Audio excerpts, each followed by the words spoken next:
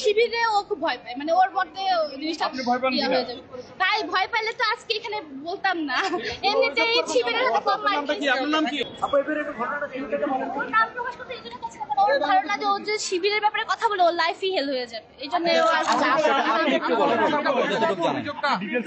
আচ্ছা আমি হলাম যে ভোট দিতে গিয়েছিলাম, আমরা ভোট দিতে গিয়েছি, ভোট দিয়ে আসার পর দেখলাম যে আমার বান্ধবী আমাকে অনেকগুলো ফোন দিয়েছে। ফোন দেওয়ার পর সে আমাকে বললো যে তুই 13 নাম্বার টেবিলে, মানে তুই যে টেবিলে গেছিস তোর কোনো সমস্যা ছিল না, কারণ না আমার কোনো সমস্যা না, কিন্তু ওর 1 নাম্বার টেবিলে, মানে 1 নাম্বার টেবিলেও ভোট দিতে গিয়েছে। ওই ব্যালট পেপারটা দেওয়া হয়েছে সেখানে, মানে ফরহাদ ভাই সাদিকা ভাইয়ের নাম আগে থেকে ক্রস করা ছিল ব্যালটে, মানে এটা 1 নাম্বার টেবিলে ঘটছে। আমার সাথে এটা ঘটে নাই, অন্য টেবিলে ওটা ঘটে না, খালি একটা ঘটছে।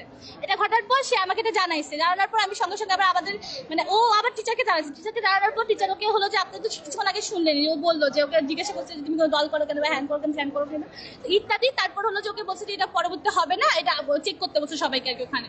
এই হলো ঘটনা আর কি। এবং ওকে পাল্টা প্রশ্ন করছিল যে এটা কি তুমি করতে পারো বা এরকম। এটা একটাই হয়েছে এটা আগে থেকে একটাই হয়েছে, আগে থেকে দাঁড়ানো ছিল। হ্যাঁ কোনো ব্যালট পেপার ছিল না, মানে এক ধরেন আপনাকে তো একটা ব্যালট পেপার দেওয়া হবে, ওইটাই আর কি।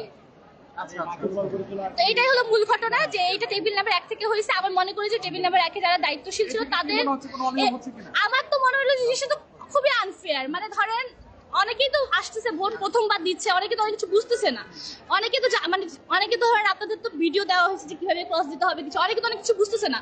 তো এই জায়গা থেকে ধরেন যারা উদাসীন বা এই বিষয়গুলো সম্পর্কে অবগত না, তারা তো অনেক সহজেই তাদেরকে করে ফেলবে, সে হয়তো ডাবল দাগ দিয়ে ফেললো, দিতেই পারে, তো ভোটটা তো নষ্ট হয়ে যাবে। তো এই জিনিসটা খুবই অ্যালার্মিং বিষয় আমি মনে করি।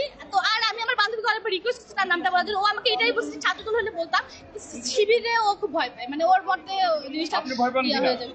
তাই ভয় পাইলে তো আজকে এখানে বলতাম না। এমনিতেই শিবিরের হাতে কম মার